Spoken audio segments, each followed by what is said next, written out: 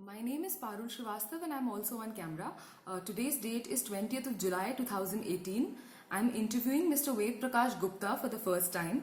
The interview is taking place in the city of Hyderabad in India and it's being conducted on behalf of 1947 Partition Archives. Uncle, आपका पूरा नाम क्या है वेद प्रकाश गुप्ता। और आप कहाँ पे पैदा हुए थे?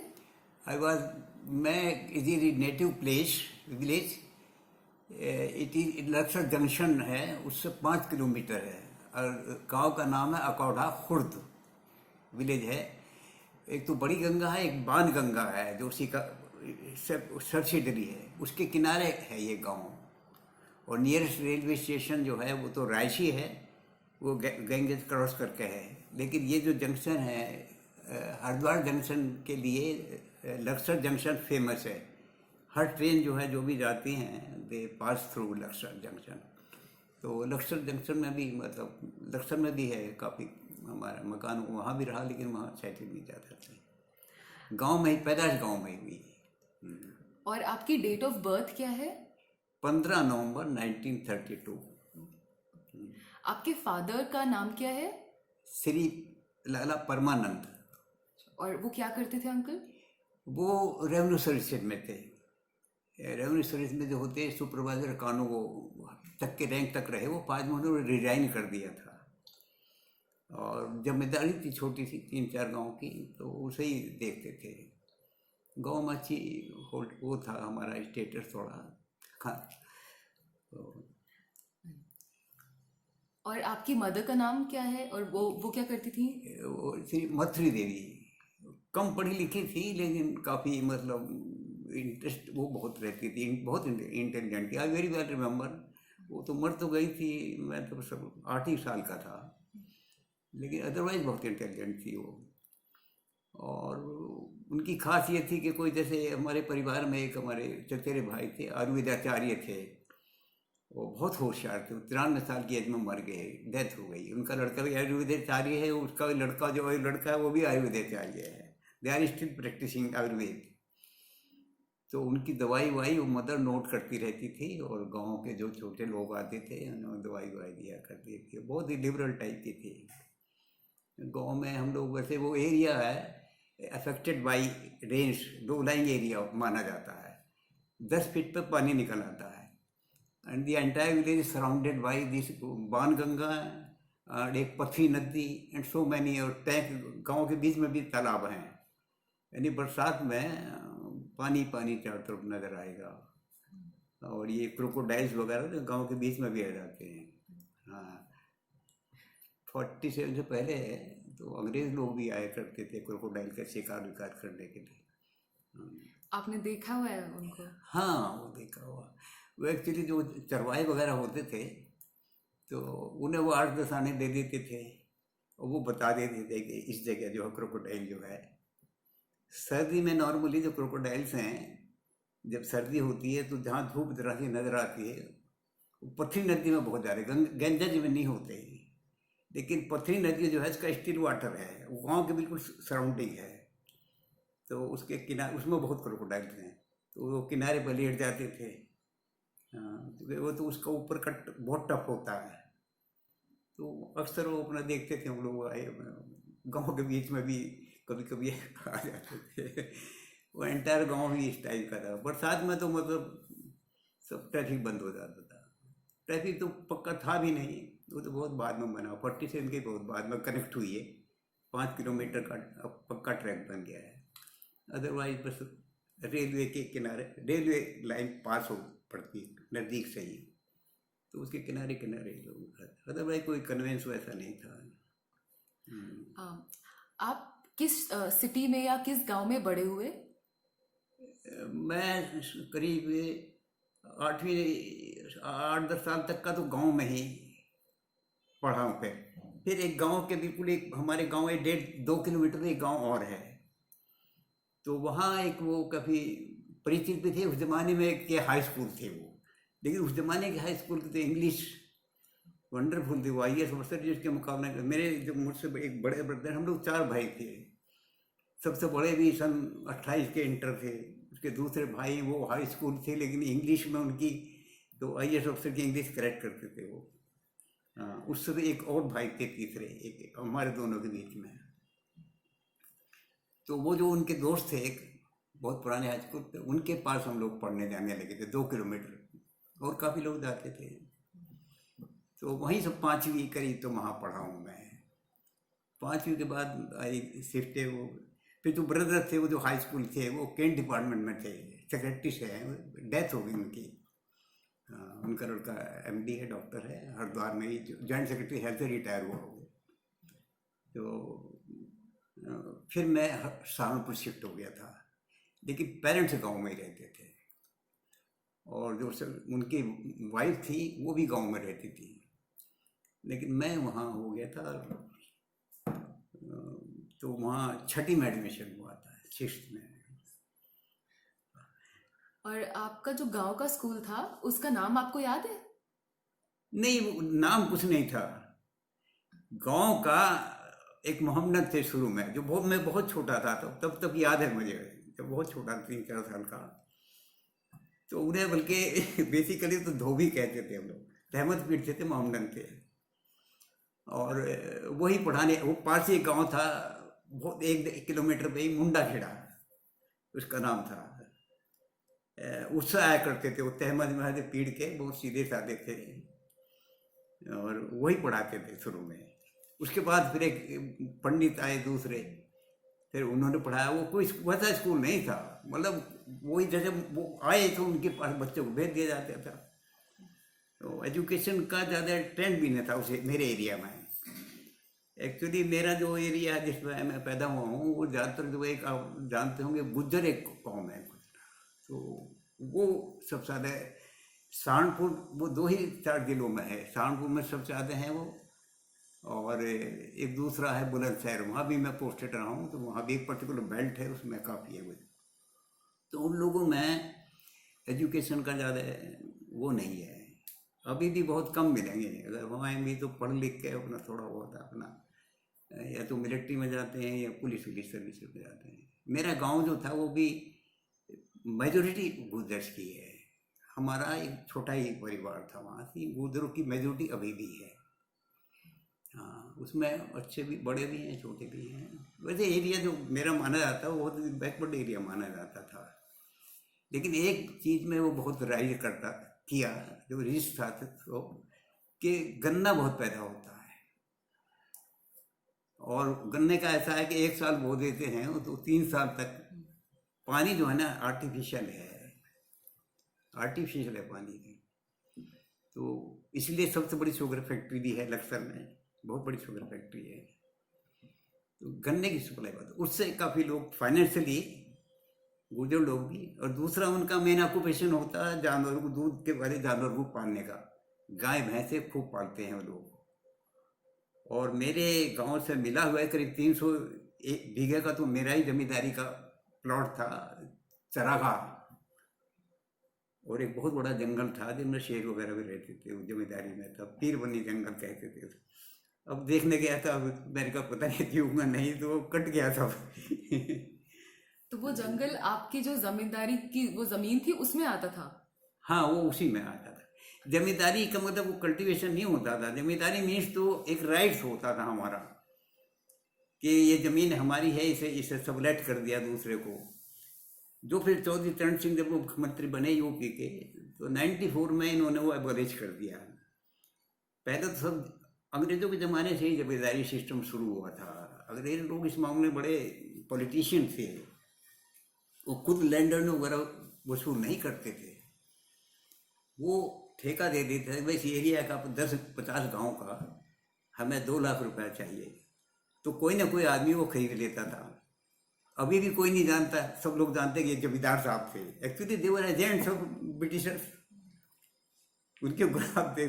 फिर वो अपने आप मतलब 2 लाख देने हैं, तो वो अपना 3 लाख वसूल लो, 4 लाख। जमींदारी की तो बहुत अत्याचार वगैरह, तो मैं तो एंटायर यूपी देखा हूँ, ईस्टर्न यूपी में तो बहुत ही बुरी हालत है, मतलब कॉमन काश्तकारों की। उनके कोई राइट्स नहीं थे, इनहेरिटेंस नहीं था, बाप मर गया तो ज़मीन फिर रिवर्ट हो गई। तो फिर 94 में ये चौधरी चरण सिंह ने, जाट थे वो, और जाट कौम जो है वो भी हमारे एरिया में काफ़ी है, मेरठ मुजफ्फरनगर में डोमिनेट करते हैं, दिल्ली के आसपास। और वो एग्रीकल्चरिस्ट का क्लास है, खेती वेती वो फर्स्ट क्लास करते हैं।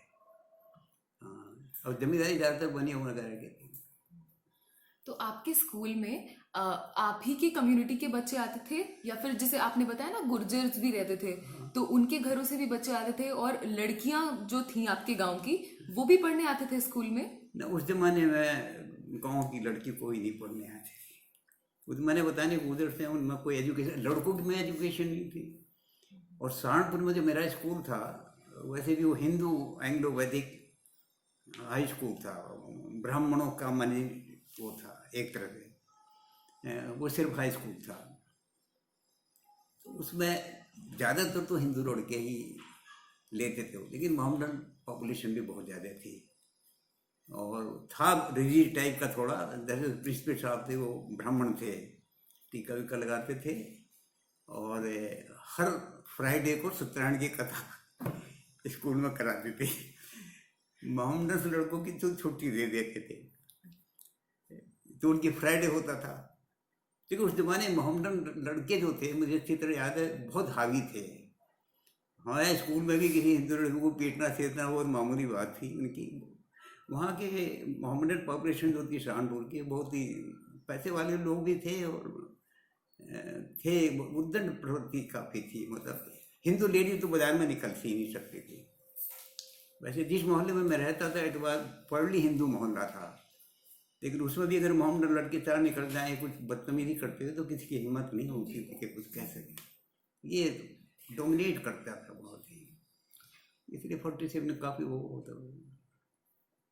तो आपके रिलेशंस कैसे होते थे दूसरे कम्युनिटी या दूसरे रिलीजन्स के जो स्टूडेंट्स आते थे? आपके खुद के रिलेशंस कैसे होते थे उनके साथ में? नहीं, मैं तो ज़्यादा इन चीज़ों में इंटरेस्ट नहीं लेता था। एक्चुअली मैं हाई स्कूल में भी 2 सेक्शन थे, 45 स्टूडेंट्स गए हैं, and I was the youngest.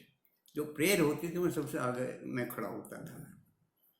हालांकि 47 में जब रिजल्ट आउट हुआ सिर्फ 17 लड़के पास हुए थे। वो हिस्टोरिकल है। 5 फर्स्ट थे, 5-6 सेकंड थे, और बाकी थर्ड। उसका भी एक कारण था कि वहाँ एक बहुत बड़ा पेपर मिल है, अभी भी है सहारनपुर में, स्टार पेपर मिल बड़ा फेमस है, और अभी भी चलता है वो।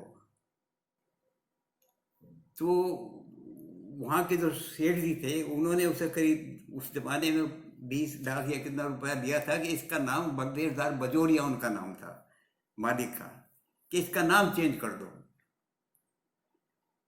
तो यहाँ मैनेजमेंट था ब्राह्मणों का, तो उसमें 2 दल हो गए इस मास्टरों में। उसमें एक ये कहते बगदेर, तो डेली प्रोसेसन निकलते थे, बस कुछ उसके निकलते थे, कुछ 42 में वो चला राष्ट्रीय आंदोलन, तो उसमें भी बच्चों को निकाल के और तख्ती दे के हिंदू ये सब, तो पढ़ाई वढ़ाई नहीं हुई थी। तो मैं तो लकी पास हो गया था, बाकी यही रहा। जब बाकी सब फेल हुए थे। मतलब मेरे साथ तो ऐसे तो काफ़ी दाढ़ी दूढ़ी वाले भी थे, मोहम्मदन सभी थे। कुछ वातावरण सहारनपुर का अच्छा नहीं माना जाता था। तो 47 में तो बहुत ही काफ़ी वो हुआ वहाँ से। मार काट तो कम हुई, लेकिन ये दुकानों का लूटना फूटना, ये जो पंजाबी लोग आए थे एक पर्टिकुलर जगह से आए थे, मेरी बहुत परगोदा वगैरह सरदार वो भी थे पंजाबी ज़्यादा, और काफ़ी माउंट मार अपना भाग भूग गए थे। ये काफ़ी होल्ड था डिस्ट्रिक्ट सहारनपुर में, अभी भी काफ़ी होल्ड है। अच्छा, आपका जो मोहल्ला था वो प्योरली हिंदू मोहल्ला था? हाँ, नहीं उसमें थे, उसमें भी, लेकिन उस मोहल्ले से आगे निकलते ही एक बहुत बड़ा एरिया था, उसे कुछ अजीब उसका नाम रख रखा था। उसमें कोई वो किनकी कब्र जो होती है ना, वो बनी हुई थी, और एक पर्टिकुलर दिन था, मुझे याद नहीं पड़ रहा हो, उसमें कबूतर और बटेरों की लड़ाई होती थी। तो वो सब शैतान वैतान लोग इकट्ठे हुआ करते थे। खेतला वो बहुत विशाल था, कुछ में जंगल सा था, वो तो उनका अपना था, और बाकी खुला एरिया था जिसमें सर्कस वगैरह जो लगते थे वहाँ सहारनपुर में, वो उसी में लगते थे, मोहल्ले के पीछे एक छोटा था। और काफ़ी हिंदुओं में भी वहाँ ये जो थे कबीरपंथी ज़्यादा थे, बाकी और कौमें कम थी, ब्राह्मण भी थे थोड़े मोटे, लेकिन थोड़ा मतलब कुल मिला के ये माना जाता है कि भाई हिंदू मोहल्ला है। हाँ, तो उस टाइम पे हिंदूज में ये पर्दा सिस्टम होता था?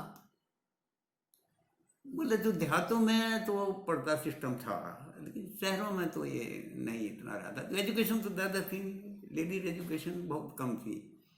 सहारनपुर में जानता हूँ एक 2 कॉलेज और थे, इंटर ही थे, एक जैन कॉलेज था और एक एसडी कॉलेज था। और दोनों में मैं जैन कॉलेज में पढ़ा हूँ, बाद में इंटर वहीं से किया फिर मैंने 49 में। तो उसमें कोई लड़की नाम की तो कोई चीज़ नहीं थी, आई डोंट रिमेम्बर कि कोई लड़की नहीं थी कभी भी नहीं। जब मेरे मोहल्ले में पढ़ी लिखी पढ़ने वाली तो थी लड़कियाँ, अब कौन सा कोई स्कूल था वहाँ थी ये तो मुझे नहीं पता लड़कियों का, लेकिन लड़कों के साथ को एजुकेशन तो नहीं थी। को एजुकेशन तो सबसे ज़्यादा जो बहुत, मैं 49 में तो इंटर किया, 51 इंटर के बाद वहाँ कोई कॉलेज नहीं था।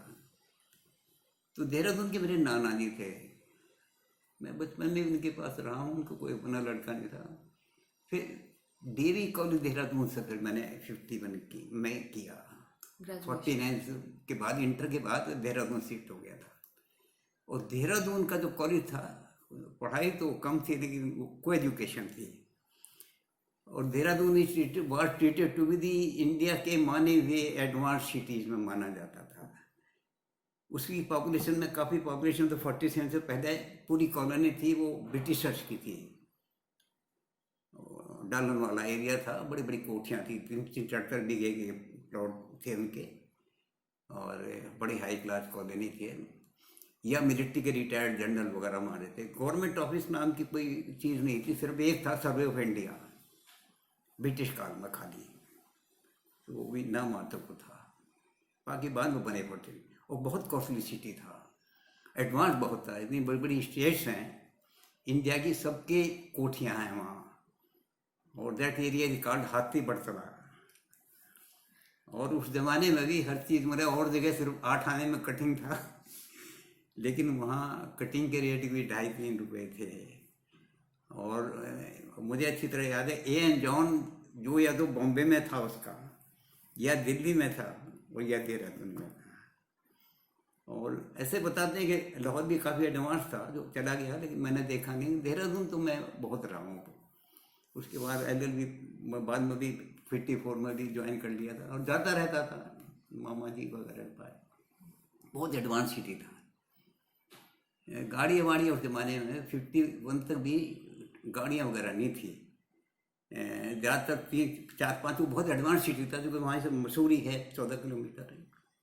तो हाई क्लास अंग्रेज़ों के ज़माने में भी सर्दियों में जो बड़े बड़े ऑफिसर होते थे, इधर SP DM, वो मसूरी शिफ्ट हो जाते थे, उनके बने हुए थे अलग।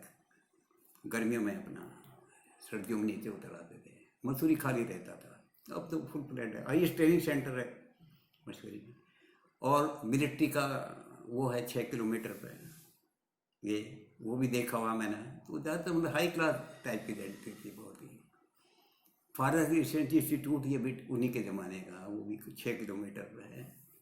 तो वो हाई क्लास टाइप का सिटी था। बस ट्रैफिक वैसा कुछ नहीं था, मैंने सड़कों पर आँख मीच के आप चले जाइए, वो साइकिल चलाने मुश्किल, ऊँचा नीचा टाइप, मतलब ये एरिया है ना, ये देख लेना इसी टाइप का वो था।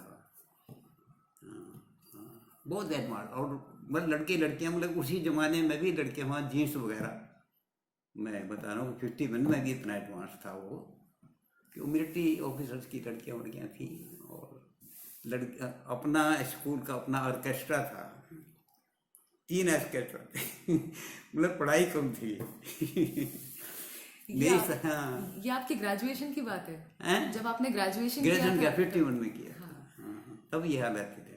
कॉलेज बहुत एडवांस था, वो भी ग्रेजुएशन ही तक था। सिर्फ 12 कमरे थे, और जैसे 3 फैकल्टी हैं, कॉमर्स, आर्ट और साइंस, तो शिफ्ट में लगता था। जैसे मैं कॉमर्स से था तो सुबह 6 से लेकर 11 तक लगता था सर्दियों में भी वैसे हाई क्लास का 2 स्कूल है वहाँ का, फेमस है, वुड स्टॉक है, बहुत फेमस स्कूल है ना, बड़े हाई क्लास।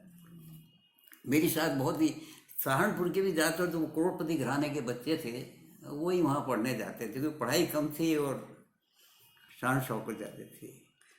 तो सारे तो सब फेल फाल हुए थे, लेकिन मैं पास हो गए चले। क्योंकि पोस्ट ग्रेजुएशन के लिए I had to shift to Meerut.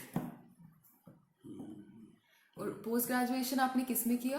हैं, पोस्ट ग्रेजुएशन आपने किस में किया, पोस्ट सब्जेक्ट में? ग्रेजुएशन कॉमर्स से किया मैंने, एमकॉम, और फ्रॉम मेरठ कॉलेज 53 में। और आगरा यूनिवर्सिटी से 3 साल में डबल कोर्स अलाउड था। It was only Agra university.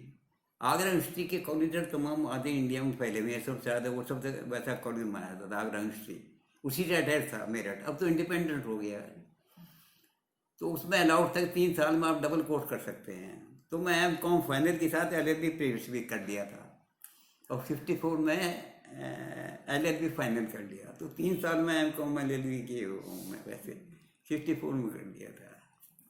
Uncle, आपके गांव में जब आप बचपन में गांव में रहते थे ना, तो वहां पे इलेक्ट्रिसिटी कब तक नहीं थी? नाम भी नहीं था व्हाट टू से ऑफ इलेक्ट्रिसिटी। जब मैं बहुत छोटा था, मैं बैकवर्डनेस की बात बता रहा हूँ कि कोई ये भी नहीं जानता था कि जैसे हमारे तो ब्रदर सहारनपुर पोस्टेड थे पहले, वो पहले से ही सहारनपुर थे, और 7वें दिन वहीं से आते थे। तो परिवार उनका यहीं रहता था गाँव में। तो मुझे स्थित था, हमारा एरिया तो बहुत ही पिछड़ा हुआ था ना, मच्छर वगैरह 12 महीने भयंकर मच्छर होते हैं। तो हमारा तो कुछ थोड़ा जमींदार टाइप का परिवार था। तो एक दफ़े युवा में छोटा ही था, मुझे सभी याद है। तो भैया ने कहा भाई नहीं, अब क्या मच्छरों के लिए मशहरी लाएंगे। तो मैंने पूरे गांव में अपने सब में कह दिया कि वो एक मशहरी मशीन होती है जो मच्छर को पकड़ लेती है। तो जब हमारे यहाँ मशहरी आई पहली बार, तो सब गाँव वाले देखने आए थे। क्योंकि सैकड़ों गांव में मकान वगैरह नहीं थे, कच्चे मकान होते थे, जो हर बरसात में काफ़ी हिस्सा गिर जाता था, और ऊपर छप्पर होते थे, इसलिए जब आग लगती तो आधा गांव साफ हो जाता था। ये कॉमन था वहाँ। एक कहावत बनी हुई थी कि खदरे की कमाई खदरे में खाई, मतलब यह है कि यहीं की कमाई हुई यहीं बर्बाद हुआ थी। आग लगी सब फूक जाता था। मेरे तो सन 28 से बहुत पहले से पक्के मकान है, 2 मंजिले मकान है अभी भी मेरे, और जानवरों के बहुत बड़े बड़े कॉरिडोर थे, 50 गायें रहती थी, वो पक्के बने हुए हैं अभी भी। अब तो मैं छोड़ छाड़ दिए सब। तो बड़ा मशहूर था। तो देखने दो भाई कि मशहरी लाला ने क्या मशहरी मुझे बड़ी हंसी आती है मुझे। बहुत बैकवर्ड एरिया था, बहुत बैकवर्ड माना जाता था।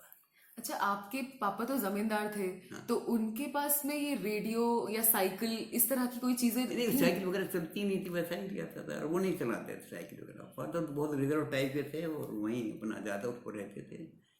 और ज़्यादातर काम जो बैल तांगा रहता था, 2 बैल रहते थे अच्छे, और बैल तांगा जो होता है कच्चे में चलने वाला, वो रहता था। पहले घोड़ी भी रखी पापा ने, लेकिन कम, ज़्यादा कम थे, क्योंकि जो बाहर देखने वाने का काम था उसके भी लिए वो रहते थे हमारे, कारिंदे बोलते थे उसे। और वैसे खेती नहीं करते थे, लेकिन गाय उसके लिए 2-3 खेत वैसे रखे हुए थे। उनके बाद में नौकर चाकर काफ़ी रहते थे हमारे यहाँ। तो अंकल, आपने रेडियो पहले टाइम कब देखा होगा, पहली दफा? पहली दफ़ा रेडियो मैंने देखा था, कुछ सन मुझे याद नहीं आ रहा, 49 मैंने किया था। मेरे से बड़े भाई ने इंटर की, उन्होंने 49 में इंटर किया था। 47-49 के बीच में ही जो मेरे से बड़े थे नेक्स्ट, वो इंटर के बाद ही छोड़ दी थी उन्होंने पढ़ाई। फिर मेरा क्रिश्चियन था हरिद्वार के पास, वो शुरू कर दिया था उन्होंने, उनकी भी डेथ हो गई। तो वो बहुत शौकीन थे हमारे परिवार में। जो भाई वहाँ रहते थे सहारनपुर में, वो तो प्योर खद्दर बोलते थे, और कट्टर कांग्रेसी थे, और हरिद्वार के अनपोज चेयरमैन भी रहे थे, हीरा लबत त्रिपाठी। बहुत माने हुए आदमी थे, और बहुत ही ऑनेस्ट, और उनके PhD विदेश में घूमे हुए थे। उनके पास रहा भी हूँ ये साल भर दिल्ली में। उनसे हमारे पारिवारिक संबंध थे, वो उन्हीं के शिष्य थे भाई हमारे थे। शादी के वक्त भी उन्होंने खद्दरी के कपड़े पहने। लेकिन उनसे जो छोटे भाई थे, मुझसे बड़े थे, वो थोड़ा एजुकेट थे, टिप टॉप, तो वो ले आए थे रेडियो क्या था, वही गाने गाने गाने आते थे खाली उसमें, वो फोटो वोटो वाला नहीं था। वो थे जो उस जमाने में क्या बोलते थे, ट्रांजिस्टर टाइप का कुछ ले आए थे, तो वो शौकीन थे। तो जब ये गेहूँ वगैरह कटते हैं तो गांव के पास एक बहुत बड़ा एरिया है जिसमें सब गांव वालों को पहले से तय होता है कि इसकी यहाँ खलियान बोलते थे जो बैलों से। अब तो मशीनें आ गई, मशीन से होने लगे, जो बैलों तो वहाँ वो बजाया करते थे। और आप लोगों को न्यूज़ कहाँ से मिलती थी? न्यूज़ जो खबरें वगैरह जो हो रहा होता था देश में उस टाइम पे, तो कंट्री की न्यूज़ कहाँ से मिलती थी? न्यूज़पेपर आते थे आपके यहाँ पे या फिर? ना, न्यूज़पेपर तो जब मैंने आपको रेलवे कर लिया तो जब मैं रेलवे स्टेशन पर गया तो वो जंक्शन था। लकीली शुरू में सिर्फ एक ही ट्रेन ऐसी थी जो हरिद्वार जाती थी वहाँ से, और बस एक ही ट्रेन आती जाती थी। तो हरिद्वार में ज़्यादातर सवारियों को जो इधर उधर से आते थे उन्हें रात को वहीं रुकना पड़ता था। इसीलिए सबसे पहले वहाँ एक धर्मशाला बनी हुई अभी भी है, वो तो डिमेटेड है, लोगों ने कब्जा लिया उसे। और लखनऊ कुछ नहीं था, बहुत ही मेरी थी वहाँ 12 दुकानें, अब तो 40 हो गई, बाद में और बना दी। तो छुट्टियों में मैं अक्सर शौक में रह जाता था तो सन्नाटा रहता था पूरे। अब तो बहुत बड़ा डेवलप कर गया अक्सर एरिया। हाँ, बस खबर एक तो मैं बल्कि अपना रिजल्ट के लिए अखबार के लिए जो पहले स्टॉल पर गया स्टेशन पे, तो उन्होंने कहा जी एक ही कॉपी आई थी और वो तो बिक गई। तो मैं ढूंढते उसके बाद में पता लगा वो बहुत एक शैतान टाइप का था एजुकेटेड, काफ़ी डिग्री ले रखी थी उसने, लेकिन 2-3 शादी वादी करके वैसे ही छोड़ छाड़ देता। तो बोला जी वो पेपर मेरा जो है आर्य समाज, मैं आर्य समाजी हूँ पूरा परिवार, कि आर्य समाज मंदिर है वहाँ लक्सर में है, पुरानी बिल्डिंग वही है, और वहाँ एक स्कूल चलाते हैं और उनके पास गई है। तो पहले उनके पास गया मैं, तो पहले तो उन्हें ताज्जुब हुए, तो उन्हें बहुत छोटा बच्चा सा लगता था, कहने के आप एमए पास क्या? तो इलाके में आई बात फर्स्ट टाइम में सैकड़ों गाँव में ढूंढा कोई मैंने मुझे भी हंसी आती थी, क्योंकि ये मेरे साथ क्लास में भी हुआ। जब मेरा रिजल्ट हुआ तो रिजल्ट देने में गया तो पिछले साल में 3-4 दफ़े में मुझे कहा कि इस बच्चे को बाहर निकालो, अभी हाई स्कूल के बच्चों के सर्टिफिकेट दिए जा रहे तो मैं बोल नहीं जानता था।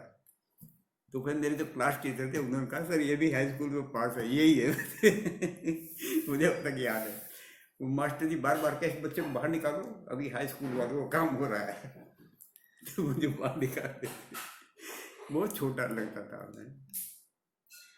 अंकल, आपके बड़े भाई जो कांग्रेस सपोर्टर थे, तो उनसे आपको कुछ चीज़ों के बारे में पता चलता था जो उस टाइम पर एक्टिविटीज हो रही होती थी? इस टाइप की बेटा उस जमाने में इस टाइप की राजनीति नहीं थी जो राजनीति अब है।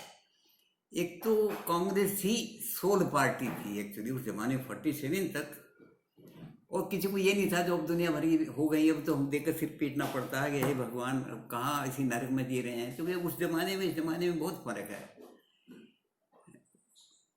आज़ादी की लड़ाई में किस तरह लोगों ने अपने बलिदान दिए, उसमें हम लोगों को भी याद है, सब छोटी छोटी चीज़ें सब। और अब जब ज़मीन आसमान का फ़र्क है, तो ऐसी कोई चीज़ थी ही नहीं, सबको पता था वे आज़ाद हो गए हैं। और अच्छा कोई प्रश्न उठाने वाला भी नहीं था, सिंगल पार्टी थी कांग्रेस।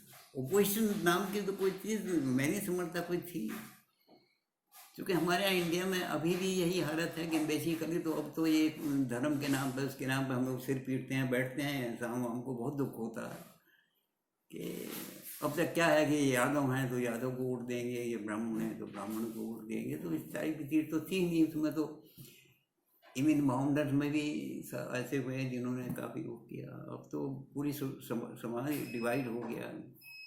अब तो अगर मेरे से पूछ लो तो मैं तो यूपी के बारे में बता सकता हूँ कि एक से एक हरामी और बेईमान टाइप के लोग वहाँ मुख्यमंत्री और वो रह चुके हैं, वेरी वेल नो। क्योंकि मेरा डायरेक्ट रीडिंग पब्लिश हो गई थी, 90% पब्लिक एग्रीकल्चरिस्ट है, और मैं केस भी डिसाइड कर देता था। शुरू से ही केस डिसाइड करने के अधिकार मुझे थे, और जब रिटायर हुआ डिप्टी डायरेक्टर से तो अगर भी लास्ट कोर्ट, तो मेरा नेताओं से भी पाला पड़ता था, सब कुछ था, लेकिन लॉट ऑफ डिफरेंस है। तो मुझसे मिलते हैं, बता मैं बताता हूँ मैं तो नेता वेता को कभी किसी को अपॉइंटिंग ऑथोरिटी 350 आदमी का अपॉइंटिंग ऑथोरिटी था मैं, तो मैं तो कभी चिंता ही नहीं करता था। लेकिन अब तो IAS अफसर सस्पेंड हो जाते हैं, मामूली आदमी। मैंने आए न मुलायम सिंह यादव इंटरव्यू भी घुमाऊंगा, तो क्या है बोलो, दर्ज 2 पास है, प्राइमरी स्कूल का मास्टर था, नंबर 1 का बेईमान है, करप्ट है। और मैं किताबें तो बहुत पढ़ता हूँ, तो एक बहुत अच्छा राइटर है, वो है तो विदेशी, स्कॉटलैंड का है, शायद एक नेट का, 6 महीने इंडिया रहता है, 6 महीने वहाँ रहता है। उसकी वाइफ वो लेखक है, और जो कल्चरल एसोसिएशन है इंडिया की, उसका वो सेक्रेटरी हो रहा है, विलियम। उसकी 8 किताबें मैं पढ़ चुका हूँ। एक पता लगा पीछे पता लगा कि एक नई है, तो वो यहीं बंगाली थी, एक कोई और निकली है, वो सब पढ़ी हुई मेरी। तो मेरा जो लखनऊ वाला बेटा वो शौकीन है, और जो भी कहता हूँ किताब तो उसने भी लिखा एक जो आखिरी लिखी हुई एक किताब, उसके बाद एक और लिख दी एक किताब उसने लिखी, द ईयर ऑफ कलियुग। तो उसमें 2 चैप्टर लखनऊ के ऊपर है, और जो पहला चैप्टर उसमें ओपनिंग ये है कि मुलायम सिंह यादव बहुत बड़ा गुंडा पहलवानी करता है, खुल के लिखा हुआ, और I personally know it. Retirement के बाद भी I know one of my relation, जो रेले वाला बेटा है, उसकी जो पुत्र होती है, उसके सगे फूफा जो है DIG से रिटायर्ड हुए, and he was SSP Dehradun, बहुत 4 राष्ट्रपति अवार्ड मिलते हुए रिटायर हो गए। उसके ज़माने में इसी मुलायम सिंह यादव ने वहाँ एक वो है, नाम सुना होगा, ये मैं बोले हिंदू समझता था कि माउंटेन्स हैं, फार्मेस्यूटिकल्स हैं उनकी, तो उनका अपहरण कराया था, 8 करोड़ रुपए मांगे। आई नो ही उसके ज़माने में इंतहा दर्जे की। लखनऊ से मैं हैदराबाद में जोड़ा हुआ हूँ पहले से ही, क्योंकि सन 55 में सर्विस में आ गया था, हेड ऑफिस लखनऊ था। कौन सी जो 5 बंगलियाँ हैं, इनमें ही मेरा ऑफिस था। अब तो वो कोई मुलायम ने कब्जा, कोई उसके बेटे ने कब्जा लिया, बड़ी बहुत शानदार होती हैं। किस डिपार्टमेंट में थे अंकल आप? मैं चबंदी विभाग में था। ये गांव की जो एग्रीकल्चर ज़मीन होती है उससे संबंधित होता है। तेरे बेटा ऐसा है कि किसी की ज़मीन तो है 100 बीघे है, लेकिन it is scattered at different places, 2 बीघे यहाँ, 2 बीघे यहाँ, 2 बीघे यहाँ। तो इंटेंसिव कल्टीवेशन संभव नहीं है, क्योंकि आदमी मतलब ये 1.5 बीघे का प्लॉट है, 2 बीघे का, तो इरीगेशन, सोर्स ऑफ इरीगेशन के लिए एक ट्यूबवेल यहाँ लगाए, एक यहाँ लगाए, एक लगाए। तो 1950 में तो मेरे एबलेशन हुआ, सॉरी मैं 54 बताया, 54 में ये हुआ कंसोलिडेशन ऑफ होल्डिंग एक्ट, ये भी चौधरी चरण सिंह ने किया। हम लोग ये करते हैं कि उस ज़मीनों को इकट्ठा करते हैं। एक कार की ज़मीन अगर 50 जगह स्कैटर्ड है, तो कोशिश करते हैं कि मैक्सिमम 3 जगह, और नहीं तो ये करते हैं कि 1 जगह ही। ये सबसे पहले पंजाब शुरू हुआ था। वैसे ब्रिटिश काल में भी ये कोशिश हुई थी, सीतापुर में 1928 में एक्सपेरिमेंट किया था। अंग्रेज लोगों का ये था कि एग्रीकल्चर रिड्यूस अगर बढ़ती है तो हमारी भी आमदनी बढ़ेगी, तो उसके पीछे उनका भावना ये वैसे नहीं थी कि हमारा कोई डेवलपमेंट करे। फिर इट वाज ट्राइड इन 47 इन एक तहसील यहाँ बिजनौर की थी और एक थी गोरखपुर की, वो कोऑपरेटिव सहकारी के काश्तकार आपस में मिल कर करें, लेकिन वो कामयाब हुई, दोनों जगह फेल हुई। तो 50 में ये एक्ट पास हुआ कि उसका प्रोसेस बहुत लंबा है। उस पर्टिकुलर एरिया को हम नोटिफाई कर देते हैं कि यहाँ हम चकबंदी करेंगे, वहाँ पर जो रेवेन्यू एडमिनिस्ट्रेशन है वो ख़त्म हो जाता है, उनका जो डिसीजन ख़त्म हो जाता है, और हमारा अपना अलग डिपार्टमेंट है। यूपी में हमारी 40 टीमें हैं, एक टीम में मिनिमम एक तो होता PCS इंस्पेक्टर, तो वहाँ डिप्टी कहे जाते हैं, हमारे यहाँ उसका डेफिनेशन है सेटलमेंट ऑफिसर कंसोलिडेशन। उसके नीचे होते हैं तहसीलदार रैंक के, स्केल वही होता है लेकिन पावर्स डिफरेंट है। He is called consolidation officer. उसके नीचे होते हैं नायब तहसीलदार रैंक के, they are called assistant consolidation officer, लेकिन जुडिशन सबका अलग है। फिर हमारे यहाँ वो भी लेखपाल होते हैं जो रेवेन्यू लेखपाल होते हैं, हमारे संबंधी लेखपाल कहे जाते हैं, वो रेवेन्यू लेखपाल होते हैं। उनका वो होता है कानून होता है, सुपरवाइजर कानून, हमारे यहाँ कंसोलिडेटर कहा जाता है। लेकिन हमारा स्टाफ उससे कई गुना होता है। जहाँ एक नायब तहसीलदार होता है, हमारे कम से कम नहीं तो 5 नायब तहसीलदार होती हैं। अंकल 1947 में आपको उसके पहले के टाइम का क्या याद है कि किस तरह से पार्टीशन की तरफ जो पॉलिटिक्स चल रही होगी ना, हाँ, तो उसके बारे में आपको कुछ याद है? उस बारे में ज़्यादा तो याद नहीं, लेकिन इसलिए याद है कि हमारा सहारनपुर भी उस मामले में बहुत एक्टिव था। क्योंकि जब मुझे याद है, सर नाम सही है, लियाकत अली जो पहला वहाँ का वो बना था, वो सहारनपुर से मिला हुआ एक जगह है बेहेट, वो वहाँ का बहुत बड़ा जमींदार था। क्या नाम? कौन? लियाकत अली जो अच्छा प्राइम मिनिस्टर पाकिस्तान। हाँ, वो वही बेहेट का। और सहारनपुर में भी बहुत ज़बरदस्त होल्ड था मामला का, और उस राजनीति में उनका बहुत बड़ा होल्ड था। और ये जो है देवबंद वाली, ये तो बड़ी फेमस है, तो वर्ल्ड फेमस की यूनिवर्सिटी है। और राजनीति में वो सपोर्ट करते थे, कांग्रेस वगैरह सपोर्ट करते थे वो लोग बोलते। और यूपी में 3 जिले ऐसे थे जो इस मामले में काफ़ी मतलब कट्टरवादी रहे, एंटी एक तरह से पार्टीशन में जिनका काफ़ी सहयोग रहा। एक तो हमारा सहारनपुर, मेरठ एंड अलीगढ़। अलीगढ़ यूनिवर्सिटी में जो उस तक का वातावरण था वो बहुत ही वायलेंट टाइप का था। वो वही तुर्की टोपी पहनते थे, मेरे ज़माने में मुझे याद है अच्छी तरह। वहाँ जो बड़े उद्दंड टाइप के 5-6 रेस्टिकेटेड थे मोहम्मद लड़के, बल्कि वो मेरे खासकार भी रहे, मेरठ भी पोस्टेड रहा हूँ मैं। तो गुंडा एलिमेंट बहुत ज़्यादा था, पूरे पूरे पूरे बाजार बंद हो जाते थे अलीगढ़ यूनिवर्सिटी के जब बच्चे निकलते थे। हाँ, बहुत वैसा वातावरण था। फिर उसी के एंटी फिर वहाँ एक धर्म समाज कॉलेज बनाया, हिंदू बनाया था, वो भी पढ़ना लिखना कुछ नहीं था, 8 किलोमीटर थे, बाढ़ पीट मतलब फिर ये जब की बात की जो राजनीति में देख रहा हूँ, वो बहुत ही लॉट ऑफ डिफरेंस है, बहुत ज़्यादा। मतलब उसे मैं राजनीति कहूँ क्या कहूँ, वैसे सब नहीं आता, ये सब नहीं था जितना है। अब जैसे यहाँ के ये हरिजन है, ये है, ये सब कुछ नहीं था। मेरा तो अपना रहा है कि मैं 55 में सर्विस में घुसा था एज ए सी। मैं इस साल बाद ही मेरा प्रमोशन हो गया, आउट ऑफ द वे हुआ था। मैं 250 आदमी को प्रोसीड करके हुआ था। एक माउंटेन ही थे मेरे IDC, मेरी रेपुटेशन बहुत हाई थी, तो मैं प्रमोट कर दिया था, तो शादी वादी नहीं मिली। तो वही देख रहा हूँ कि मेरा तो खाना बनाने वाला भी हरिजन ही रखा हुआ था। रिटायरमेंट के वक्त भी जो मैं रहा हूँ, तो मेरा खाना बनाने वाला ही बहुत जरूरी है।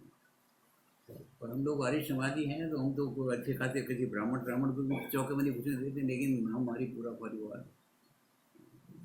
इस मामले में तो मैं रिलीजियस व्यू तो मेरे ये रहे हैं, हम लोग कट्टर आर्य समाजी। गुरुकुल एक तो गुरुकुल कांगड़ी है जो यूनिवर्सिटी हो गया है, और एक गुरुकुल महाविद्यालय, वो प्योरली निःशुल्क शिक्षा केंद्र है। और ज़्यादातर वो पंजाब से आर्य समाजी है, ज़्यादातर पंजाब से चलता है, लेकिन हम उसके आदर्श सदस्य हैं। आए साल वो अप्रैल में, मार्च या अप्रैल में वो फंक्शन होता है ईयरली।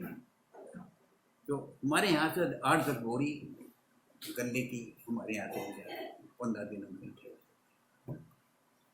तो जब इंडिपेंडेंस मिला ना इंडिया को, तो आपको वो टाइम याद है कि आपने पहली बार कब सुना था फिर कि इंडिपेंडेंस मिल रहा है इंडिया को फाइनली, मतलब 15 अगस्त को? उसी तो मैं था, ये पता था कि कल डिक्लेयर होने वाला है, रात को हुआ था ये, मुझे अच्छी तरह याद है अभी।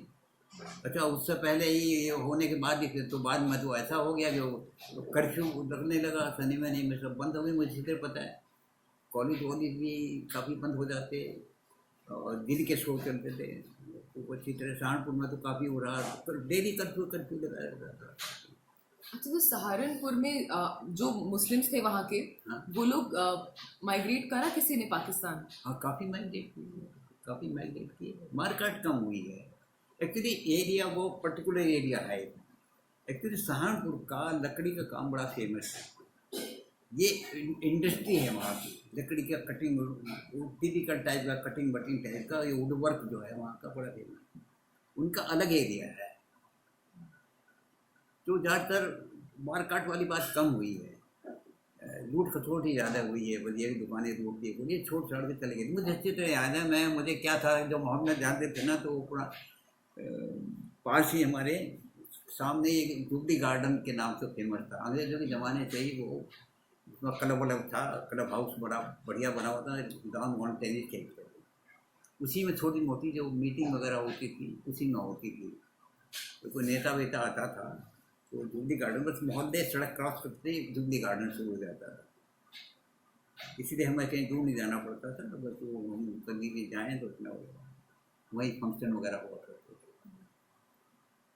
उसके बराबर में ही हॉस्पिटल था, बाकी सन्नाटा एरिया था। गवर्नमेंट स्कूल था फिर बाद में, तो गवर्नमेंट स्कूल के बराबर में ही वहाँ जो मोहम्मदन वगैरह भागते थे तो वो कुबाड़ी लोगों ने वो बाजार अलग बना रखा था, वो सामान खरीद लेते थे। पुराना सामान बिकता था, जो मतलब लोग छोड़ के गए होते थे छोड़ जाते थे ना, वो अपना आधे पौने बेच देते थे। तो मुझे याद है, मैं इंटरेस्ट इसलिए था कि मैं शुरू से ही मुझे कुछ आर्टिस्टिक व्यू का हूँ, मैं मुझे शौक है। जैसे ये इस तरह के फोटो वोटे, इसका कलेक्शन बहुत हाई है मेरे पास। और मैं इस टाइप का जो है जो फ्रेमिंग तो मैं अपने आप करता हूँ कभी। और भी टिपिकल टाइप का फ्रेमिंग है, घर में मेरे सब सामान मिलेगा, वो मेरी हॉबी अभी भी है। तो मैं उसी ज़माने में तो बहुत कम रुपया 2 रुपया उसका मिलता था, खर्च वर्च था, तो मैं डेली ये छोटी मोटी ज़्यादा खरीदता फ्रेम व्रेम उस ज़माने में। अंकल, उसके बाद जब गांधी जी का असैसिनेशन हुआ था ना इंडिपेंडेंस के बाद में, हाँ, तो उसकी आपको न्यूज़ कैसे मिली थी और आप कहाँ थे उस टाइम पर? जब गांधी जी का मर्डर की न्यूज़ हुई थी,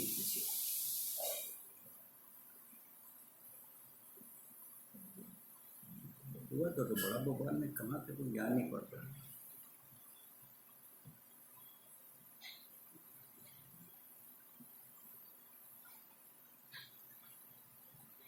ये तो मुझे पता है कि अचानक मिली थी खबर वो, तो किस सन में हुआ था बेटे? ये 48 के बाद में हुआ था। हाँ, तो 9 तक तो मैं सहारनपुर ही, 49 तक तो सहारनपुर ही था। सहारनपुर ही था शायद, तो ज़्यादा कोई वो नहीं हुआ। ये तो मुझे पता कि बहुत वो मचा था, अभी तो सन्नाटा हो गया शायद में, काफ़ी रोना पीटा ये सब हुआ।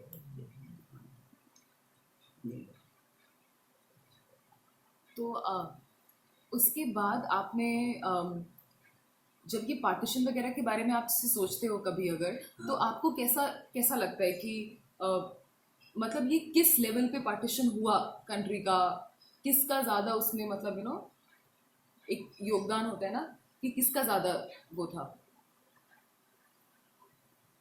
टोटल मतलब ये तो विचारों वाली बात है।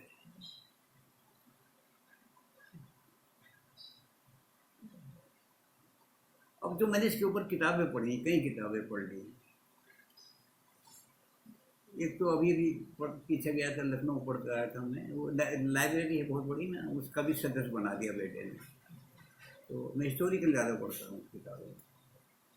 तो जो उसके कोई चैटर्जी में मेरे पास है, मैं एक डायरी रखता हूँ, मैं नोट कर लेता हूँ, तो काफ़ी क्वेश्चन नोट कर रखे। तो उन्होंने उसी पर लिखा कि जो बंगाल का पार्टीशन बहुत गलत हुआ। तो जो पढ़ा हूँ मैंने, अब जैसे किसी बारे में भी, जैसे औरंगजेब के बारे में पढ़ो, तो जो इंग्लिश राइटर हैं उनका पढ़ा मैंने, अलग अलग यूनिवर्सिटी के प्रोफेसर हैं, हिस्ट्री के माने हुए वो हैं, तो उनके विचार दूसरे हैं। फिर एक और लेखक का पढ़ा, उसमें 3 लेखक हैं, वो उनका पढ़ा, उनके डिफरेंट विचार हैं। तो एक्चुअली हिस्टोरिकल में मैंने देखा कि इंडिविजुअल लोगों के जो अपने विचार हैं वो भी प्रभावित करते हैं।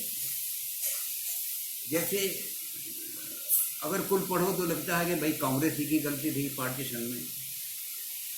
तो एक किताब पढ़ी मैंने, उसमें यही था कि वहाँ बंगाल में मुस्लिम लीग, मोहम्मद ज़्यादा है वहाँ, मुस्लिम लीग का ही वो बन गया था वहाँ से। लेकिन इनका कहना यह था कि हम उसमें कोalition में नहीं करेंगे, क्योंकि बहुत से देहात तो सपोर्ट करते हैं कि जिन्ना तो खुद ही बहुत ही वो था, सेकुलर था और ये था वो था। लेकिन मेरा तो अभी भी यही विचार है और तब भी यही विचार था, उसका भी पीछे है कि हमारे यहाँ जो पब्लिक इन जनरल है वो एक्चुअली जो सो कॉल्ड डेमोक्रेसी जो है इंडिया में, उसके लिए मैं एक समझता हूँ बिल्कुल भी 1% भी ये कुछ नहीं है democracy. Country know that all. और मैं मिसाल दे रहा हूँ, चाइना हमसे हर मामले में बहुत बैकवर्ड है। उनकी हिस्ट्री और हमारी हिस्ट्री अगर पढ़ें तो उनके यहाँ सारे राजा महाराजा भी आधे सारे पागल होते थे। हमारे यहाँ तो एक से एक अशोक जैसे महान लोग हुए हैं सारे, कोई ऐसी चीज़ नहीं है। और अभी भी आगे ज़्यादा शैतानी है और हमसे 2 साल बाद में हुआ, लेकिन वो कहीं का कहीं पहुँचे। इंडियन सो कॉल्ड डेमोक्रेसी से कह रहे हैं बेटा, आई नो, मैंने 7 इलेक्शन कराए, रिटर्निंग ऑफिसर भी रहा हूँ मैं इलेक्शन में, और ईस्टर्न 8 वाली तो वहाँ रहा हूँ, 7 इलेक्शन मैंने कराए। यहाँ तो तमाशा है इलेक्शन में, कुछ नहीं, कोई सिद्धांत के ऊपर थोड़ा है कोई। कारण क्या है, जितना एजुकेटेड क्लास है या हायर क्लास है वो कोई वोटिंग नहीं करता। ईस्टर्न यूपी में कोई ब्राह्मण या ठाकुर वोट देने नहीं निकलता। इंडिया में वोटिंग कौन करता है? गवर्नमेंट 100% करता है, और इसके लिए करता है कि ना हो वो बना रखा। इनका जो नेता, जितना सो कॉल्ड नेता है, वो सब दुष्प्रवृत्ति करते हैं। मैंने पूरे लेख भी पढ़े थे इस पर। ये सबसे ज़्यादा नॉन टॉलरेंस वाली कौन सी कौम है? उसमें मोहम्मदन राइटर्स के भी थे, हिंदू राइटर्स के भी, तो मैंने उस कटिंग भी कर लेता हूँ। तो ये इंटॉलरेंट है और हमसे ज़्यादा पिछड़े हुए तो हमारे यहाँ भी 600 साल हम लोग भी हिंदू की गुलामी करेंगे, और हम खुद जिम्मेदार हैं सबके लिए। मैं बिल्कुल बहुत ही करके तो मुझे बड़ी दुख होता है कि अपने आप ही हमने अपने को डिवाइड कर रखा है। ये ब्राह्मण है, ये ठाकुर है, ये हरिजन है। आप अपने आप की एक आधे को आपने जो है डिस्कार्ड कर दिया। तो अब देख रहे, अब तमाशा हो रहा खुलेआम कि भीम सेना, मायावती जैसी करप्ट नंबर 1 की बेईमान 100% करप्ट वो है। क्योंकि मेरा तो बड़े बड़े नेताओं ने मंत्री संतोष से पाला पड़ता है डेली, मैं खुल के बोलता हूँ। तो उनकी नेता बनी हुई, नेता ऐसी बनी हुई कि बाकी लोग जो हैं, भाई यूपी में शुरू में कांग्रेस में ज़्यादातर जो है ब्राह्मण थे, तो ब्राह्मण ठाकुर का होल्ड रहा, मुख्यमंत्री प्रधानमंत्री तो यही हैं। और अब जा इनका है, अब वो एकजुट होते जा रहे हैं सारे। तो क्या है डेमोक्रेसी क्या होती है? अभी भी देख लो, रोज अखबार पढ़ लो, कुछ पढ़ लो, इस पर तो किसी का विचार नहीं कि देश में क्या सुधार होना है, बस ये कि मोदी हटाओ। और ये देश का जो कुछ हुआ तो हुआ, पार्टीशन में कितना नुकसान हुआ, कितना करोड़ हुआ, मैं अपनी आंखों से सब देखा बेटा। सहारनपुर में कितने आ रहे हैं गरीब, जो वहाँ से आते थे वो सबसे पहले सहारनपुर ही पड़ता था, कितना पार करते सहारनपुर की। तो जितना जो बहुत ही गरीब तबका था वो ज़्यादातर जो है हरिद्वार में अकोमोडेट हो गया। तो Haridwar has got 300 Dharamshala, India में 17 धर्मशाला हैं। जो कुछ रिच टाइप का था वो देहरादून में काफ़ी लोग सेटिल। बाकी लेकिन कितनी दर्दनाक कहानी थी, क्योंकि कुछ खासियत भी थी लोगों की कि ये भीख भी कोई नहीं मांगता। आई वेरी वेल नो कि कोई भी पंजाबी जो है, लेकिन तभी यहाँ के लोगों ने बहुत काफ़ी दफ्तर में उसी सब आदमी नजर आने लगे थे, दफ्तर तो सन्नाटा रहते हैं।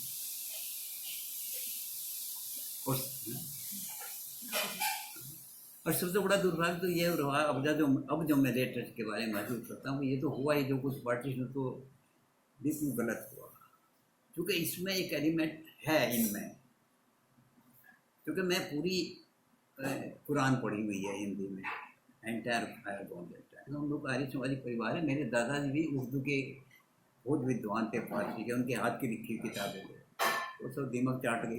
कुछ किताबें बैन हो गई थी अंग्रेजों के ज़माने में, मेरे पास वो किताबें भी सब थी, उर्दू की महाविद्यालय मिल जाती थी। भारत में अंग्रेजी राज ये वो सब मेरे पास में है। तो एक्चुअली इनमें इंटॉलरेंस वाली कौम है, उसकी सबसे बड़ी पहचान एक जो इसका जो उदय हुआ है इस्लाम का। मैं बैकग्राउंड से जा रहा हूँ कि क्या इनकी नेचर है, कि इनसे कभी कोलिशन हो नहीं पाएगा कभी। कि 395 कबीले थे अरब, और हर कबीले का अलग है। अभी भी है अफगानिस्तान वगैरह में, अभी भी सुना होगा कबीले हैं, और खून का बदला खून है। सबके अलग अलग देवी देवता थे। कोई सांप को पूजता था, कोई बकरी को पूजता था, कोई हिंदुओं में भी शुरू में है कि हम लोग पूरी इसकी उपासना करते थे। तो जो लोग बड़ी तारीफ करते हैं कि मोहम्मद साहब ने तो एकदम से वो कर दिया, तो वो इसलिए किया था कि उसने पता था कि कोई भी पर्टिकुलर मैं वो बनाऊँ, उन्होंने निराकार कर दिया जो हमारी आर्य समाज ने किया कि कोई आकार कुछ नहीं है। तो कोई भी आकार करते तो उसके बाद भी युद्ध हुआ। जो इनका स्लैब है उसके ऊपर भी ये हुआ कि उसे ये एक जगह से दूसरी जगह ला जाने के लिए भी ये हुआ कि साहब कबीर में लड़ाई हुई, तो उन्होंने एक चद्दर बनाई, वो चद्दर को रखा और 4 कोने अलग अलग दूसरे लोगों को दिए, और वो करबला की लड़ाई है ये तो टॉलरेंस नहीं है। और वही कारण ये था यहाँ का।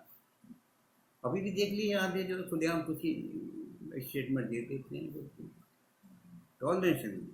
जैसे हैं हमारे यहाँ शुरू में हिंदू धर्म के पतन का कारण भी हमारा सो कॉल्ड धर्म ही है, सनातन धर्म। अभी भी देख लो, आसाराम बापू जी पकड़े जा रहे, जिसे देखो वो भगवान बन जाता है। ये एन कार्जू हैं जो सुप्रीम कोर्ट की तरफ से रिटायर हुए, उन्होंने भी किताब लिखी है। उन्होंने लिखा भी है कि हिंदुस्तान में 90% मुल्क है, और वो बिल्कुल 100% सही है। कोई कुछ नहीं, जिसे देखिए भगवान बना कर मैं कोई पूजा वूजा नहीं करता किसी किस्म की, कोई देश मात्र की पूजा नहीं करता। आर्य समाजी भी करते हैं, लेकिन मैं उतना भी नहीं करता, क्योंकि मैं मानता नहीं कि धर्म ने उनकी काम। मैं अभी पढ़ रहा था, धर्म क्या है, धर्म है वैसे कर्म कर्म भाई। मैं मुकदमे तय करता था, तो जो मेरे मौकिल होते थे वो तो पूजा पाठ भी करवाते होते, भाई हम जीत गए। एक करने वाला बैठा, जिसका जीत जाता था उसके लिए भगवान था, जिसके खिलाफ करता था उसके लिए शैतान था। तो लोगों को निरंकार बता दे, गंगा जी में नहा लीजिए, पाप धुल जाएंगे। जब मेरे ज़माने में बेटा, ये तक मैं छोटा था, इसके ऊपर भी बता रहा हूँ, तो बहुत बड़ा कैलेंडर आया करता था, मुझे याद है। उस ज़माने में बहुत कम था इंडिया में प्रिंटिंग। जो कलर प्रिंटिंग है ये सबसे पहले यहाँ से शुरू हुआ, गोरखनाथ के गीता प्रेस है, और दिन है मैंने लिख रखा।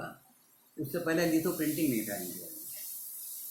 लक्ष्मण राव ने दिल्ली के उन्होंने शुरू किया था कलर फोटो वाला। तो उसमें ये आता था कि आप ये कर्म करेंगे तो आपके साथ ऐसा होगा। उसमें दिखाते हैं वो राक्षस मार रहे हैं, किसी की टांग काट रहे हैं, कुछ काट रहे हैं।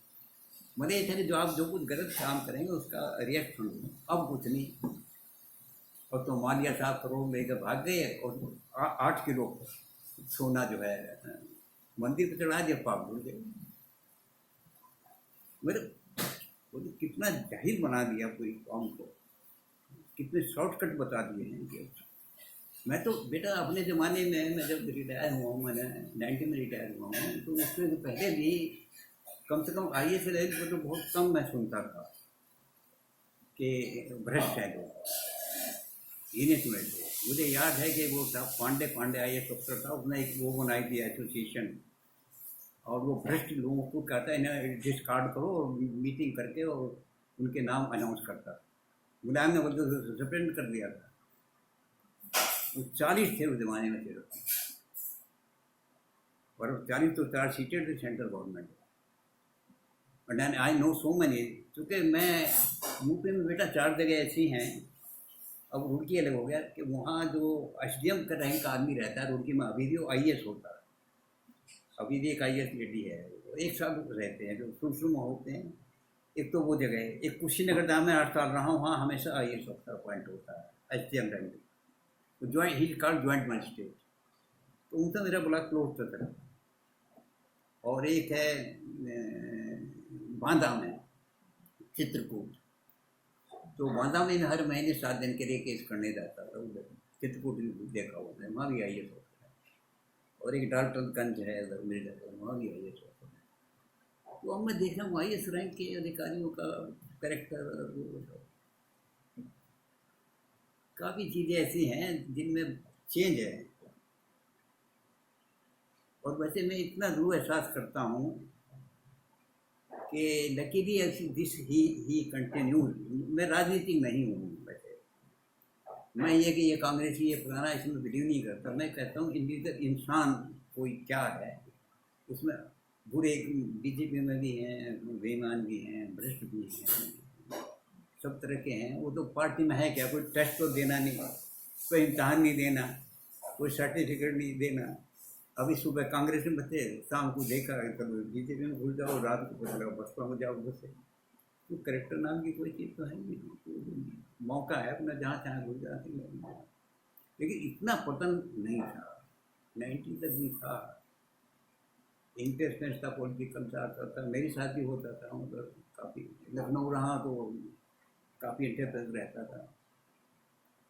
एक तो मुकदमे करना, उधर अपॉइंटमेंट वगैरह सब में परेशान करते थे, रोज़ पेशी होती थी मंत्री होती थी। लेकिन मैं तो फिर ये मैं अब समझता हूँ कि मैं तो जब सुनाता हूँ लोग कहते बबूता जी पता नहीं कैसे बच गए, तो मैं तो भीड़ बढ़ा जाता था, कुछ नहीं पता।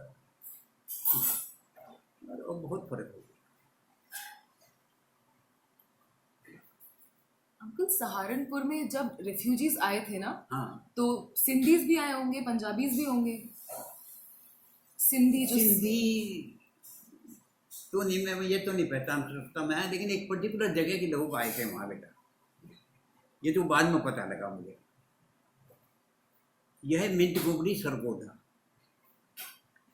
क्योंकि असली और पंजाबी से जब मेरी बात होती थी तब मैं कहता यार वो मिंट गुबरी सरगोधा वाले जो वहाँ आए हैं, एक तो उनका पहनावा भी डिफरेंट है, लेडीज भी तहमद बांधती थी, वो सलवार वगैरह वो नहीं पहनती,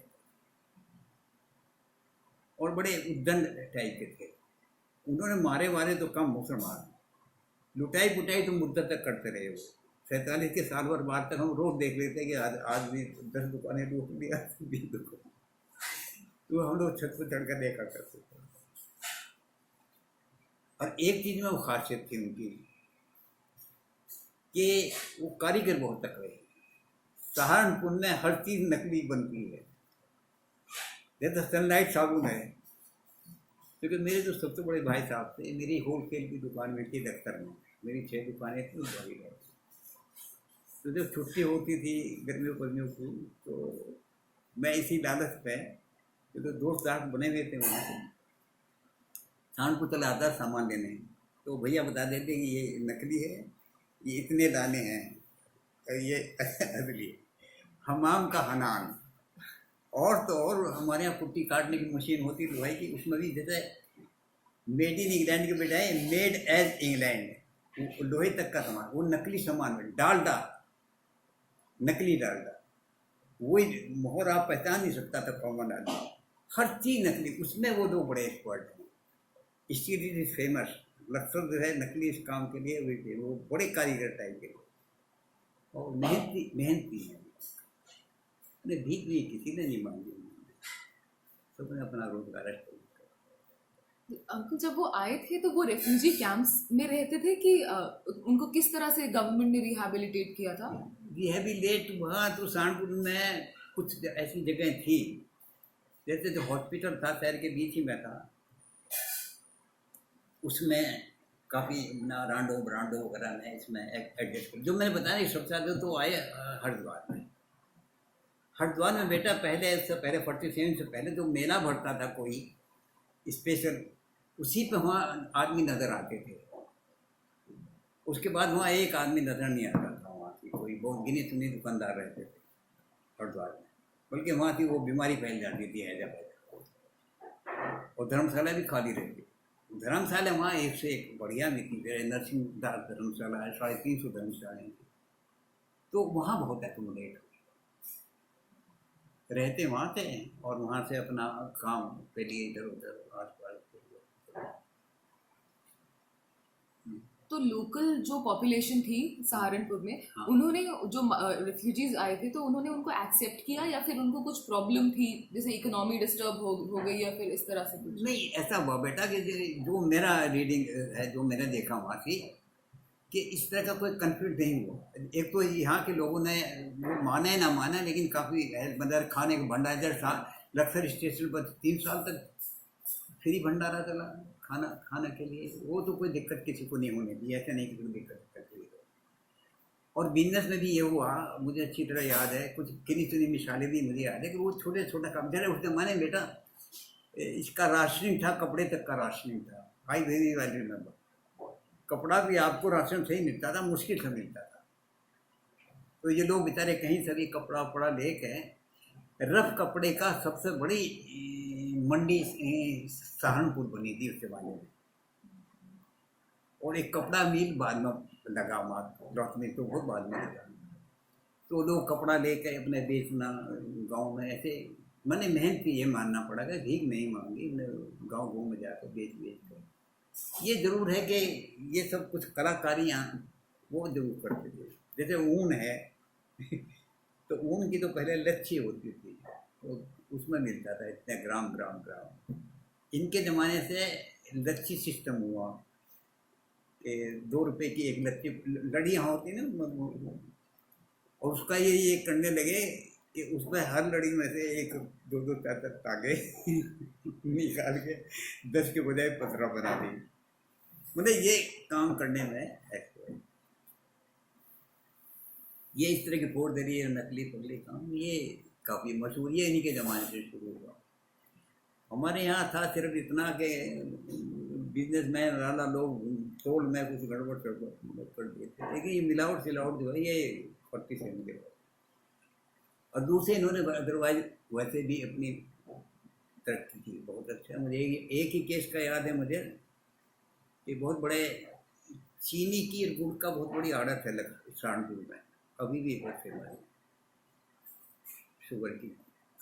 तो बहुत बड़ा डीलर था एक, उसके सामने ही वो पंजाबी था, अब तो वही बड़ा हो गया, वो उसी से 1 बोरी ले लेता था, उसके दुकान के सामने बैठ कर बेच लेता था, और उसी भाव में बेचता था जिसमें दुकानदार वो बेचता था।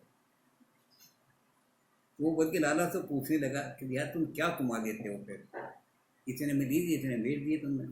बोला 1 बोरी तो बची, ये बोरी में 1.5 रुपये में बेच दूँगा। बोले इस टाइप के लोग आएंगे, मेहनती लोग। हमारे यहाँ तो 1 दुगना प्रॉफिट हो। ये मैं तुम्हें कॉमर्स का स्टूडेंट है इसलिए जानता हूँ कि हमारे यहाँ तो 1 के 100 के दुगने होने चाहिए। इनका ट्रेंड दूसरा है कि 2 पैसे का भी प्रॉफिट हो रहा है काफ़ी, इस टाइप के। अच्छा अंकल, इसलिए कंफ्लिक्ट नहीं हुआ, ये नहीं हुआ। तो ये जरूर है कि इन्होंने वो मार्केट सब कैप्चर कर लिया, फिर अब सफाया कर दिया यहाँ के लोग लाला, क्योंकि उनका ट्रेंड दूसरा है। जैसे मैं जानता हूँ कि इतनी बड़ी सी बनाता, घेरा लगाता था, मुझे अच्छी तरह याद है। शाम को घूमने जाता था तो आने के लिए लेता था, अब उसका बहुत बड़ा होटल है। सब पूरे बाजार कैप्चर कर लिया, क्योंकि इनका तरीका ही दूसरा है। अच्छा, तो उसके बाद में अंकल जो माइनॉरिटीज वहाँ पे बची थी, मुस्लिम्स और सब लोग, तो उनके फिर 47 के बाद में रिलेशंस कैसे थे पंजाबीज के साथ में, हिंदूज के साथ में? उनमें से काफ़ी हैं और प्रभावशाली हैं। जैसे जो पिछले इलेक्शन में पहली बार बीजेपी का एमएलए हुआ, वहाँ का एमपी हुआ, अदरवाइज वहाँ काफ़ी ज़बरदस्त होल्ड इनका। एमएलए वहाँ का हमेशा मोहम्मदन रहा, एमपी हमेशा मोहम्मदन रहा।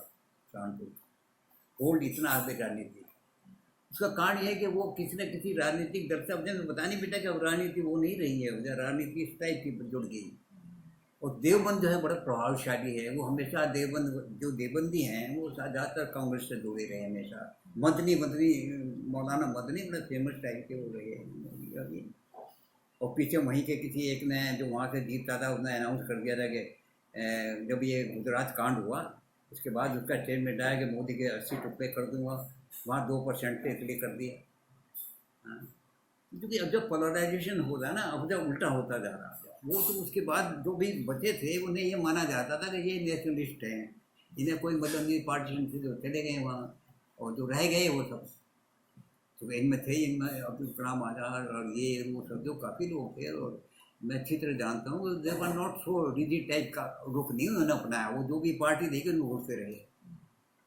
लेकिन जो रिसेंट डेवलपमेंट मैं देख रहा हूँ धीरे धीरे धीरे धीरे जो मॉडर्न वो हो रहा है उसमें फिर वही शरारत टाइप की जो है बात आने लगी है।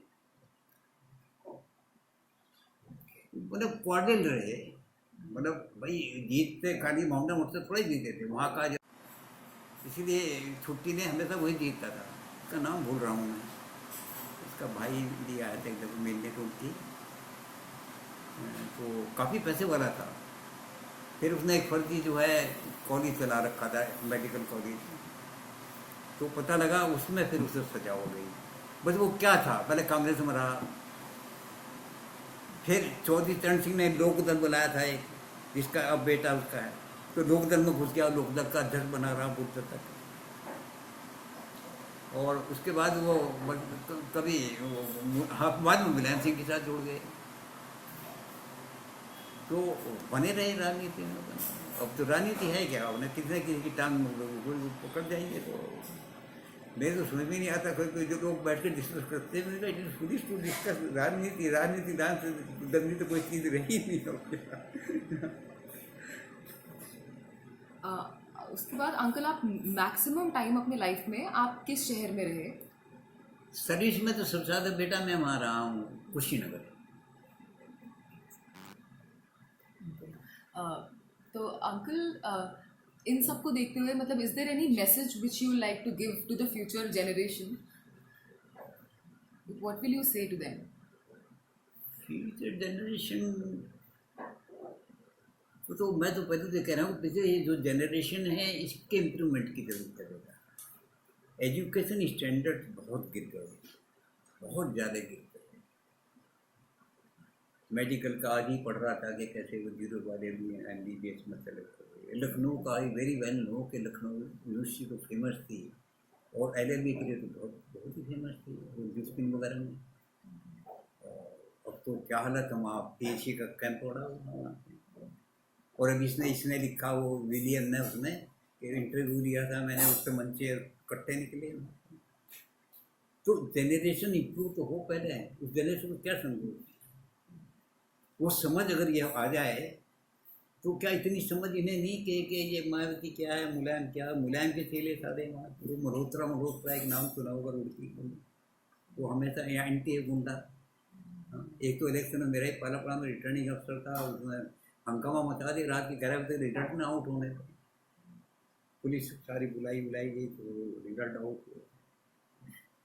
तो मतलब ये है कि जो भी थिंकिंग, बट एक अच्छा है अब कि जो ऐसा एक पार्ट पॉपुलेशन था जो इस राजनीति से मतलब रखता है, जो आई ऐसे रिटायर्ड हो गए, पेंशन मिल रही है और साहिंसाही दिमाग, ये जो मेंटल आउटलुक है इनका ना, जैसे अभी मोदी ने कहा कि भाई जो टेक्नोक्रेट्स हैं वो आने चाहिए। एक आई सब तो फैक्ट्री में बैठा दिया, सब फैक्ट्री सारी बैठ रही हैं, तो उन्हें कोई एक्सपीरियंस नहीं।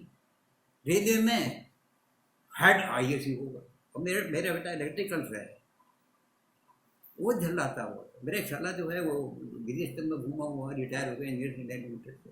अब इन्होंने शुरू किया कि पोस्ट निकाली है कि 40, तो ये होना चाहिए कि पूरा सेटअप चेंज हो। IAS आधे अगर अच्छे आपने पेपर कर लिए, मेरे साथ तो ऐसे मैंने देखी तो संस्कृत से जो है IAS जो जटाधारी था, उसके बच्चे को दिया, बच्चों को भी चोटें लगी हुई थी। मतलब ये पूरा सेटअप चेंज है।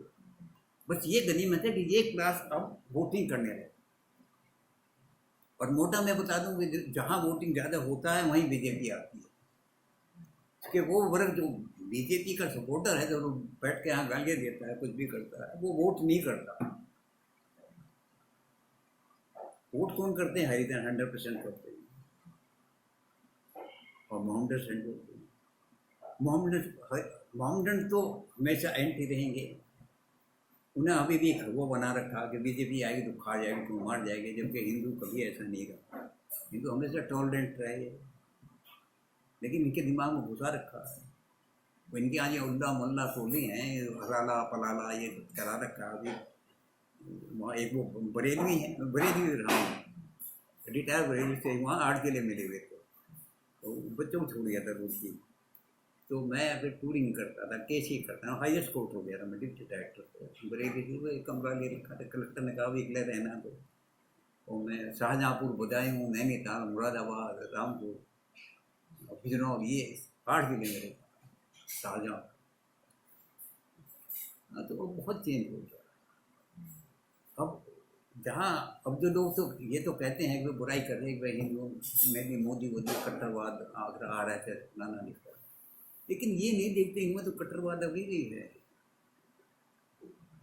अभी यहीं का ओवैसी जो है उसकी स्टेटमेंट पढ़िए कभी, रामपुर के उसका आजम खां का स्टेटमेंट पढ़िए। वो लेबर लीडर था एक मामूली, उसका सगा भतीजा मेरा पेशकार भी रहा है, अफसरों को बैठू करके बात करता है, बदतमीजी कुछ ही कह देता है। आपने इसी ग्राउंड के ऊपर मेरा वोट शब्द मैं कहता हूँ कि आपने पार्टिसिपेंट मोहम्मदन ने इसलिए मांगा कि चूंकि यहाँ हिंदू मेजोरिटी है तो हमें परेशान करेगा। चले गए, लाखों खून बहेगा, इनका भी हुआ, हमारा भी हुआ।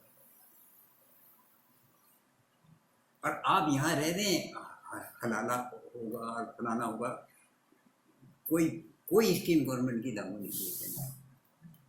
पॉपुलेशन 11,000 कितने को होगी, ये तो फैक्ट्स हैं, नोबडी कैन डिनाई इट। हम आदमी ने, हम लोग पढ़े लिखे, हमें तो पता है।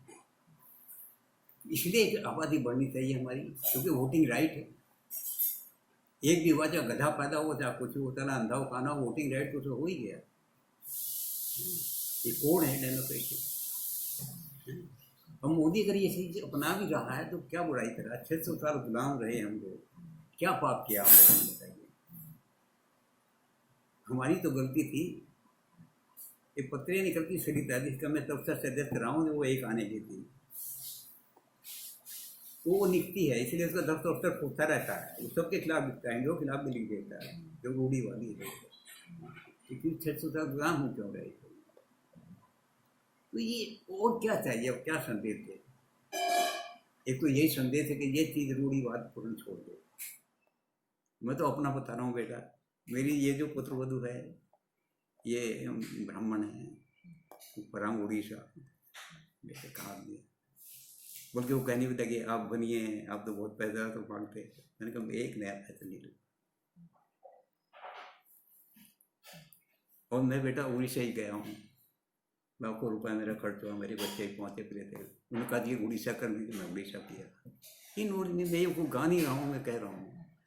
4 बेटों की शादी हुई, किसी से कोई दहेज तो एक जो लखनऊ वाली सिटवात तो है, उसके फादर वो सारा लखनऊ जानता है, तो शादी हुई, बड़े अप्रिशिएट हुए, सब लोग देखा। तो यही सब चीज़ें हैं, जो यही संदेश है कि ये सब चीज़ें छोड़ दो। ये करिए, हम तो कहें कोई मुसलमान वो भी हो, हमारे क्या, हमारे हिंदू लड़कियां तो जा रही मुसलमानों को, क्योंकि वो एडजस्ट करने थे। कोई मुसलमान लड़की अगर हिंदू लड़के घर में आएंगे तो देखो कुछ नहीं होगा, तो सास ससुर ये चिपट जाएंगे काम का। तो ये इसमें क्या, ये इस तरह की लिबर्टी जैसे आता भी है यही कि भाई आपस में शादी में तो बहुत पहले से शुरू कर दिया। तो ये, और वाइफ मेरी जैन है, तीसरा जैन परिवार। हाँ, कुछ नहीं है, ये दहेज की प्रथाएं, ये प्रथाएं, वो प्रथाएं, ये सब मैं तो सुनकर, भले मेरा सबसे ज़्यादा ये बीमारी हमारे बनियों से शुरू हुई है। एवरीबडी नोस कि जो अग्रवाल बनिए हैं, ये सबसे ज़्यादा दहेज वहेज में सब वो है। मैं किसी के बच्चे के नाम मात्र को नहीं मानता हूँ। और समाज की इस तरह की समस्याएं जो हैं वो हैं, उनमें सब पार्ट लेना दूसरा भ्रष्टाचार की बात है, तो भ्रष्टाचार में कितना, अब मेरे डिपार्टमेंट में इतना ज़बरदस्त भ्रष्टाचार है बेटा, इस वक्त इतना, मेरे रुड़की में ये हालत है कि मैं सोच नहीं सकता। गरीब काश्तकार अपने बैल बेच के और वो बेच के सारे मामूली चपरासी के अपॉइंटमेंट लाख रुपए रिश्वत ली जा रही है। मैं कम से कम 40-50 आदमी अपॉइंट किया, और उनकी कहानी सुनाऊँ तो ताज्जुब होगा, कभी किसी से पाई कहानी है। अभी लखनऊ में काफ़ी उसमें है मेरे चपरासी अपराधी। तो यही संदेश है कि तुम जागो भाई, किसी देश में रह रहे हैं, तुम सारे रिश्वत देकर खा रहे हो। एक आज तुम्हारे सामने जो आदमी जो है वो बच्चा, अभी मैं पढ़ता हूँ यहाँ भी जरा, एक बच्चे का पूछे पढ़ा था मैंने अखबार में कि उसने नंगे पैर देखा, मुसलमान लड़का था, तो उसने जूते इकट्ठे कर लिए, शुरू किए, उन्हें ठीक ठाक करके बांटा। तो ऐसे ही कुछ, मतलब यही संदेश है कि मतलब देश की तरफ सोचो। ये जो कौम वाली चीज़ है ना, ये बहुत, मुझे तो कष्ट होता है। हमारे तो बीत गए, हमारे बच्चे का, हमारे बच्चे सब इसी विचार में बेटा, जो विचार मेरे हैं वही सब मेरे बच्चों के हैं। तो बहुत भयंकर। सबसे बड़े को तो लड़की थी, सीए की शादी हो गई, वो भी हम लोगों ने वो बढ़िया देखा। ये अच्छा। Thank you.